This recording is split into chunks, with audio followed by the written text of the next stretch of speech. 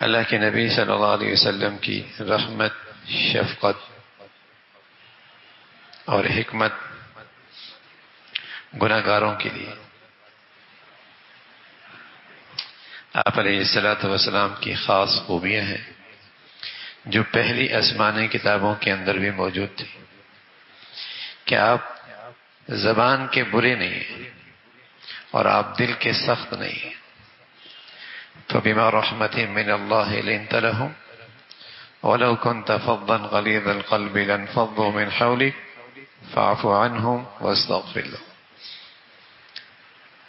ابن عمر فرمانے لگے کہ رسول اللہ صلی اللہ علیہ وسلم کا جو تذکرہ پچھلی آسمانی کتابوں میں ہے، اس میں یہی ہے، انہ لیس بفظ ولا غلیظ ولا صخاب فی الاسواق، کہ آپ زبان کے برے نہیں، دل کے سخت نہیں، اور زبان بازاروں میں چیخنے اور چلانے والی نہیں، اور برائی کا بدلہ برائی سے دینے والے نہیں، معاف کرنے والے، درگزر کرنے والے۔ خاص طور پہ اللہ کریم نے فرمایا کہ یہ اللہ کا آپ پر اللہ کی بڑی رحمت ہے کہ آپ لوگوں کے لیے مہربان ہیں۔ اور اگر آپ زبان کے اچھے نہ ہوتے اور دل کے سخت ہوتے تو لوگ آپ کے قریب نہ ہوتے۔ یہ جو آپ سے محبت کرنے والے دائیں بائیں بیٹھے ہیں، یہ آپ کی انہی اعلیٰ اخلاق کی بنیاد پر ہے۔ آپ زبان کے میٹھے ہیں، دل کے بڑے مہربان ہیں، آپ دل و جان سے بڑے خیر خواہ ہیں، یہی اعلیٰ اخلاق ہے۔ تو ایک نوجوان آیا اور آپ کی مجلس میں آیا اور کہنے لگا، یا رسول اللہ مجھے زنا کی اجازت دے۔ کتنی بڑی بات کہہ دی اس نے، اس مجلس کا ادب، اور آپ علیہ الصلوۃ والسلام جیسی ہستی اور ایسی گری ہوئی بات، تو لوگ اسے گھورنے لگے۔ قریب تھا کہ اسے پکڑ لیتے۔ آپ علیہ الصلوۃ والسلام نے فرمایا، چھوڑو اس کو، اسے میرے قریب کرو۔ قریب آ گیا، حضور علیہ الصلوۃ والسلام کے پاس بیٹھا۔ اب آپ علیہ الصلوۃ والسلام نے بات شروع کی۔ جب کسی گناہ کے بارے میں اللہ سے بھی ڈرایا جائے، مرنے کے بعد کی زندگی سے بھی ڈرایا جائے، اور ساتھ ہی عقلی طور پر بھی سمجھایا جائے، تو گناہ سے بچنا آسان ہو جاتا،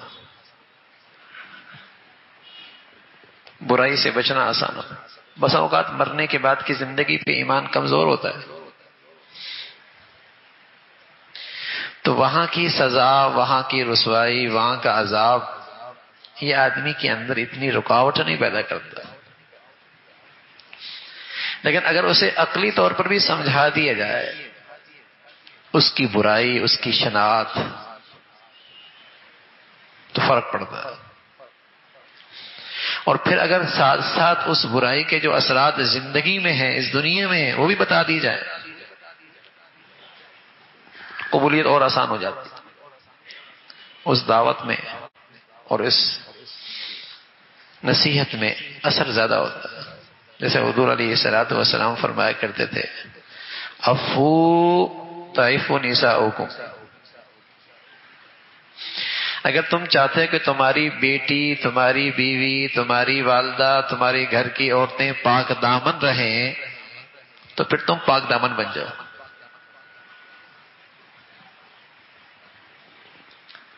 تمہاری پاک دامنی کے مبارک اثرات تمہارے پورے گھر پہ پڑیں گے۔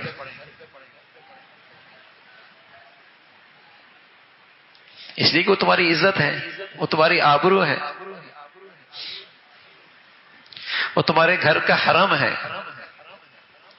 اب تمہیں وہاں رسوائی نہ ہو، اس سے پہلے پھر تمہیں کچھ کرنا ہوگا، تمہیں صاف ستھرا رکھنا ہوگا، اور تمہارے شر سے دوسروں کی بیٹیاں، بہنیں، مائیں محفوظ رہے نا، تو تمہارا گھر کی حفاظت ہو جائے گی۔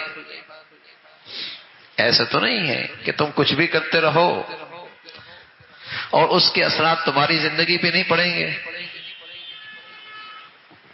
ایسا تو نہیں ہوتا۔ تم اپنے گھر کا تحفظ کرنا چاہتے ہو تو پھر اپنے شر سے دوسروں کی ماں، بہن، بیٹیوں کا بھی خیال رکھو،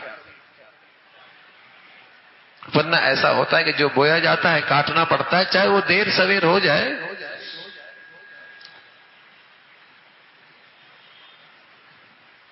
لیکن اس کے اثرات پھر پڑتے ہیں۔ تو پیارے رسول صلی اللہ علیہ وسلم نے اس انداز سے نصیحت فرمائی، عقلی طور پر بھی اس کے نقصانات، بات نصیحت اثر کرتی ہے۔ ڈانٹا نہیں، برا بھلا نہیں کہا، دھتکارا نہیں، غصے نہیں ہوئے۔ برائی سے نفرت ضرور ہو، برے سے نہیں۔ برائی سے نفرت ہو، برے سے نہیں۔ گناہ سے نفرت ضرور ہو، گناہگار سے نہیں۔ کیا پتا وہ گناہگار کیسی توبہ کر لے، بڑے بڑے نیکوکاروں سے آگے بڑھ جائے، اس کی خلوت اور تنہائی کا ایک آنسو میرے سینکڑوں نوافل پہ بھاری ہو جائیں۔ مولا کے خزانہ میں تو کوئی کمی نہیں ہے نا۔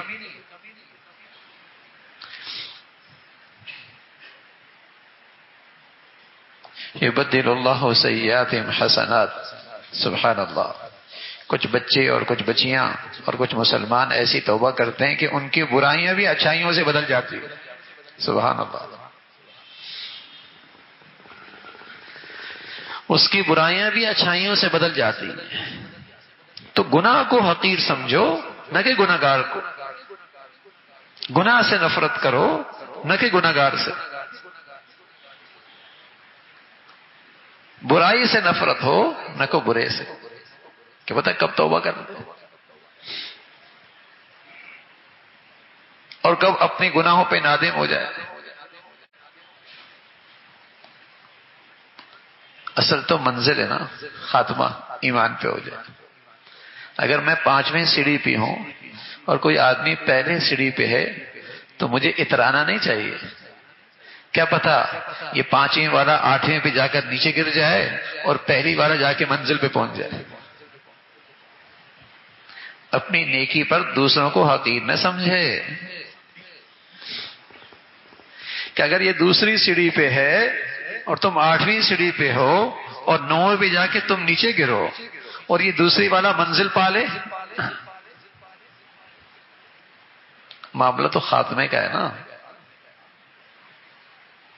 معاملہ تو خاتمے کا ہے کہ خاتمہ کس کا کتنا اچھا، اس لیے کسی کو حقیر نہ جانو۔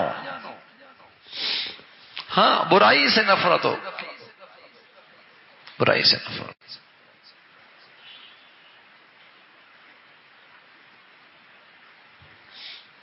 بیمار ہوتا ہے نا، آپ برائی، بیمار کی بیماری تو نہیں پسند کرتے، لیکن بیمار سے تو نفرت نہیں کرتے نا۔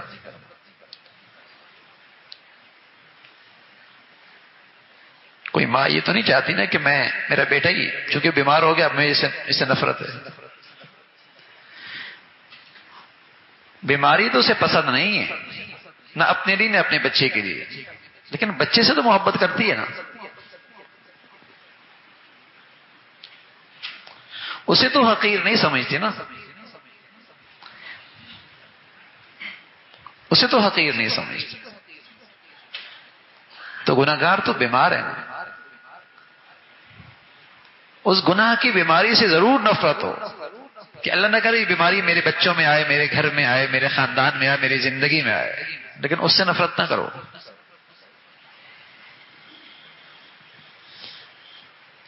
اس سے نفرت نہ کرو۔ تو پیارے رسول صلی اللہ علیہ وسلم کی خدمت میں وہ آ کر کہنے لگے، یا رسول اللہ اجازت دیں۔ آپ نے قریب بٹھایا اور اسے سمجھایا اور اس سے فرمایا اتحبہ لأمک، کیا جو یہ تو کرنا چاہتا ہے تجھے اپنے ماں کے لیے یہ پسند ہے؟ قال لا واللہ، اللہ کی قسم ایسا نہیں، میرے ماں باپ آپ پہ قربان۔ تو فرمایا پھر لوگ بھی تو نہیں چاہتے کوئی ان کی ماں کے ساتھ ایسا کرے، کیا تو چاہتا ہے کہ تیری بیٹی کے ساتھ کرے؟ قال لا واللہ یا رسول اللہ، اللہ کی قسم ایسا نہیں، میرے ماں باپ آپ پہ قربان۔ فرمایا لوگ بھی تو نہیں چاہتے کوئی ان کی بیٹیوں کے ساتھ ایسا کرے۔ اللہ کے نبی صلی اللہ علیہ وسلم نے یوں سارے رشتے گنوائے، خالہ، پھپھی، سب کے رشتے گنوائے کہ تم نہیں چاہتے تو لوگ بھی تو نہیں چاہتے، کسی کے ساتھ تم یہ حرکت کرو گے، کسی کی ماں، کسی کی بیٹی، کسی کی بیوی، کسی کی خالہ، کسی کی پھپھی، اور تم اپنے رشتوں کے ساتھ یہ نہیں چاہتے تو لوگ بھی تو نہیں چاہتے۔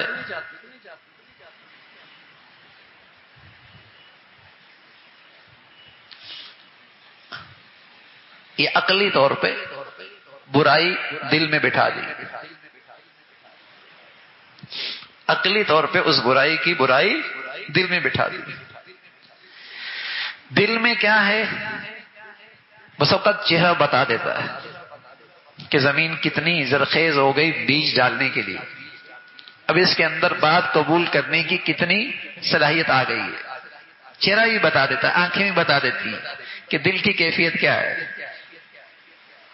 آپ جانتے ہیں نا کہ غصہ بہت ہو، اندر کسی سے اندر خوشی ہو تو چہرہ بتا دیتا ہے نا، اور اندر غم ہو تو چہرہ بتا دیتا ہے نا۔ ایسے ہی بات قبول کرنے کی صلاحیت پیدا ہو گئی دل کی دنیا میں، زمین زرخیز ہو گئی، بات کا اثر لے رہا ہے۔ اللہ کے نبی صلی اللہ علیہ وسلم پہچان گئے۔ اب آپ علیہ الصلوۃ والسلام نے دعا دی، اب دعا دی، جب دیکھا نا رجوع ہے، اس میں طلب ہے، تو پھر دعا دی۔ یہ دعا ہے نا، دوا ہے، لیکن یہ دوا وہی کام کرتی جہاں اندر دوا قبول کرنے کی صلاحیت بھی ہو، ورنہ تو میرے نبی سب کے لیے دعائیں کر رہے تھے، سب ایمان لے آتے، لیکن بلال کے حق میں قبول ہو گئی، عمر ابن خطاب کے حق میں قبول ہو گئی، ابو جہل کے حق میں قبول نہیں ہوئی۔ دعائیں تو دونوں کے لیے کی تھی، قبول کس کے حق میں ہوئی؟ عمر ابن خطاب۔ لوگ کہتے ہیں ذرا توجہ ڈال دیں، توجہ ڈال دیں، تو صرف توجہ سے بھی نہیں ہوتا میاں، اندر طلب بھی ہونی چاہیے، اندر طلب بھی ہونی چاہیے، ورنہ میرا پیارا نبی تو ساری دنیا کے لیے توجہ کر رہے تھے۔ اندر بھی تو کچھ ہو۔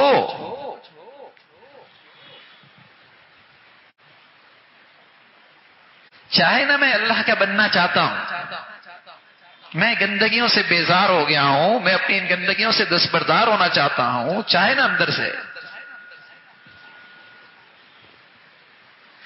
تو جب دیکھا کہ دل کی دنیا زرخیز ہو گئی،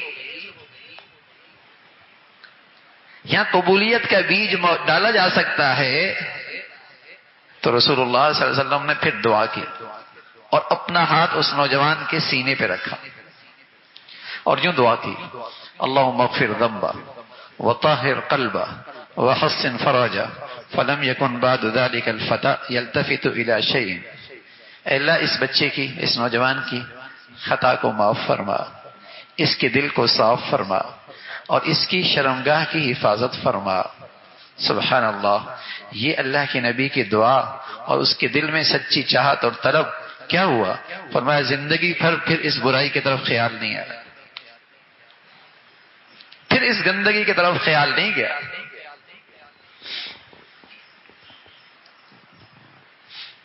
ہاں میرے عزیزو،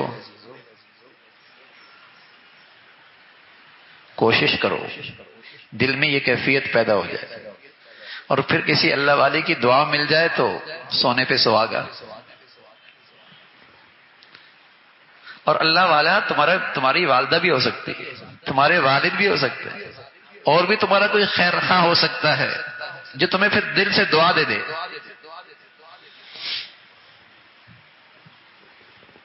دل سے تمہیں دعا دے دے، لیکن تمہارا دل بھی تو چاہے نا اندر سے، بات بن جائے گی، بات بن جائے گی۔